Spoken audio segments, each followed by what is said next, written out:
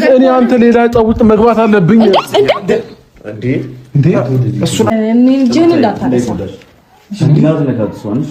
እኔ ለመጀመሪያ ጊዜ አልፈልግሽም፣ እኔ ከአንቺ ይልቅ እችኛዋ ሚስቴ ትሻለኛለች ብሎ የሄደ ሰው የዚህን ያክል ሲያለቃቀስ እየተመለከትኩኝ ያለሁትና ሩታ፣ ሮቤል እና ፈረንጁ የተሳካ ስራ ሰርታችኋል። በቃ ስራችሁ መስመር ይዞላችኋል። ሩታ እኔ የዚህን ያክል ስታለምጥ አይቼ አላቅም። ግን በዚህ አጋጣሚ ማለት የምፈልገው ነገር ቢኖር የት ገባች ውሽሚት? እንዲህ ሰውየዋ የወደፊቱ የትዳር አጋሯ ባለቤቷ የዚህን ያክል ሲጃጃል፣ የዚህን ያክል ግርግዳ ተደገፉ ተኪያዬ ሲል የት ገባች ነው ትልቁ ጥያቄ ማለት ነው። ከዚህ ነገር ፕሮቴክት እስካላደረግሽው ድረስ ይሄ ልጅ መጥቶ እንደዚህ ሲጃጃል፣ እንደዚህ ግርግዳ ይዞ ሲያለቅስ፣ እንደዚህ በር ላይ የሌለ ሲያለቃቅስ አንቺ የት ነሽ ነው ትልቁ ጥያቄ። እንደዚህ አይነት ነገርን ፕሮቴክት ካላደረግሽ፣ እንደዚህ አይነት ነገርን ካላስቆምሽ፣ እንደዚህ ይሄ ልጅ እየመጣ እንዲያለቃቅስ እስካላደረግሽ ድረስ ይህንን ልጅ በምን አይነት አግባብ ነው ለአንቺ አምነን ልንሰጠሽ የምንችለው? የኛ ኤፍሱን ሲያጫውተሽ የነበርሽው ልጅ እንዴ የት ነው ያለሽው? እንዴ አምነንሽ እኮ ነው ተንከባከቢዋለሽ። ይህንን ልጅ የሆነ ቦታ ላይ ታደርሻለሽ ብለን እኮ ነው ከዚሽ ልጅ አሳልፈን የሰጠንሽና የት ነው ያለሽው የኔ እናት? እንዴ ይሄ ልጅ እኮ እየተጃጃለ ነው፣ ግርግዳ ተደግፎ እያለቀሰ እኮ ነው። የልጁን እናት ሚስቱን ሰው መጥቶ ሲወስድበት እንደዚህ ተይክዬ እንዲህ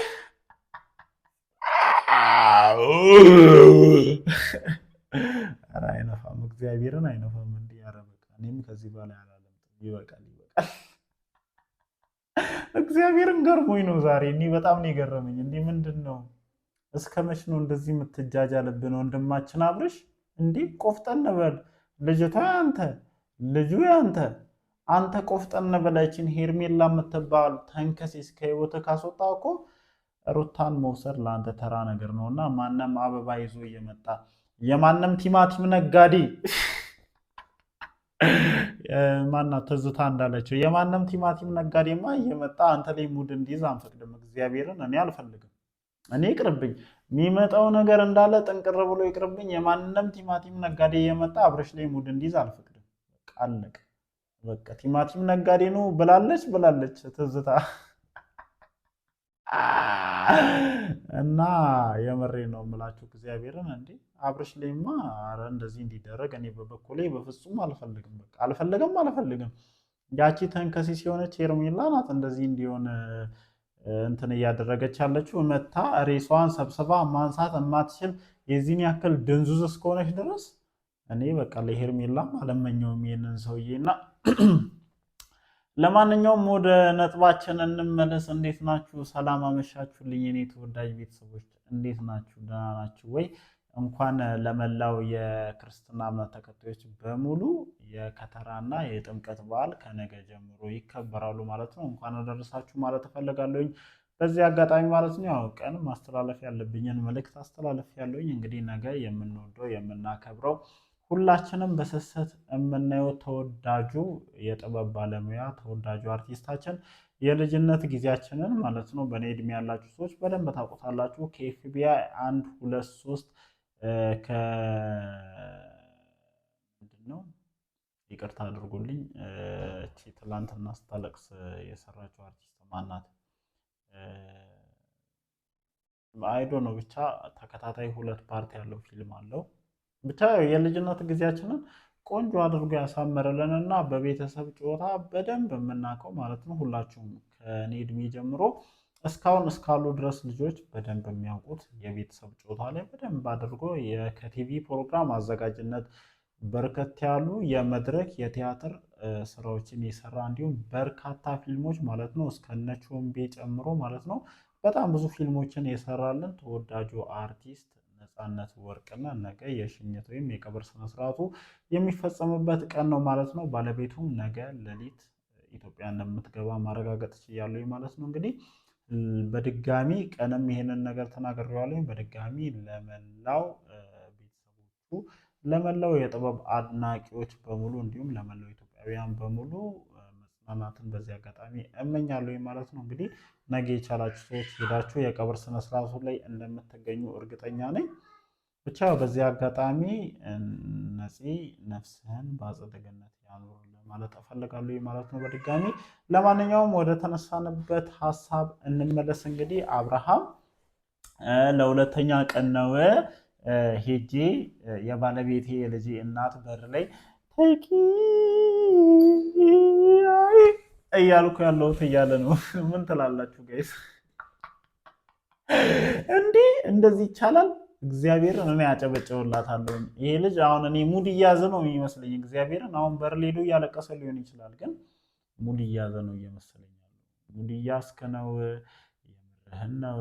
እንዴት ነው? እንዴት አድርገን አንተን እንመን ነው አሁን ትልቁ ጥያቄ። እና ልጁ ሲገባ ዝም አልከው።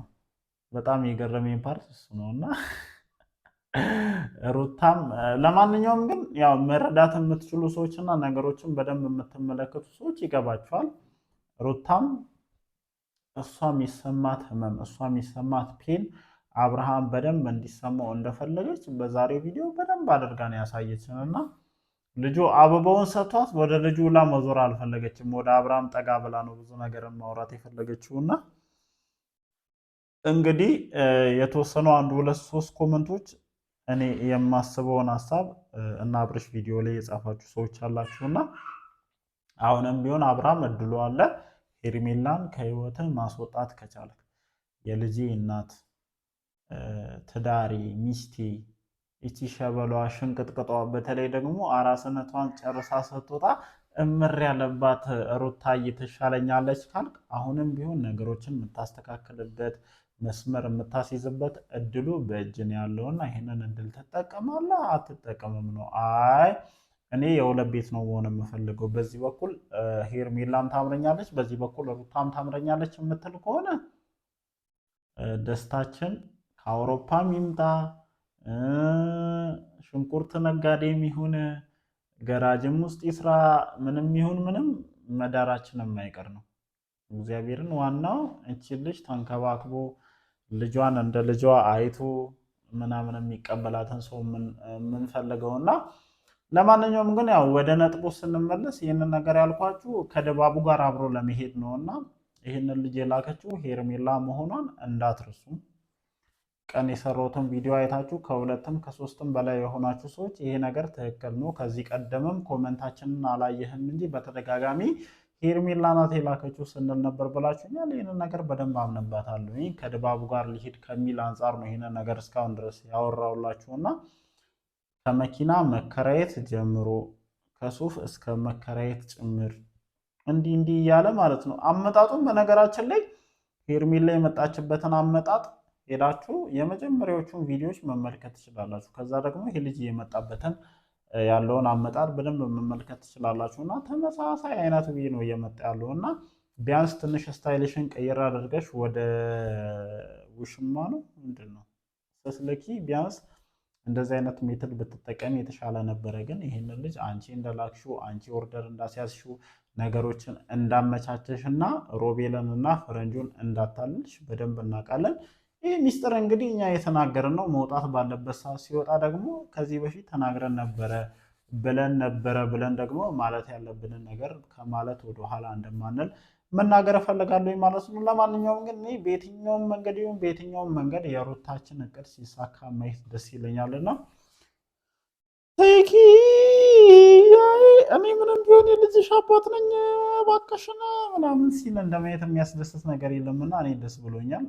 እናንተስ በዚህ ጉዳይ ላይ ምን ትላላችሁ? እንደተለመደው ሀሳብ አስተያየታችሁን ኮመንት ሴክሽናችን ላይ ማስፈራችሁን አትርሱ። እወዳችኋለሁ። ላይክ፣ ሼር፣ ሰብስክራይብ አይረሳ። መስጠት ያለባችሁን ሀሳብ አስተያየት ስጡ። እንዳልኳችሁ እወዳችኋለሁኝ።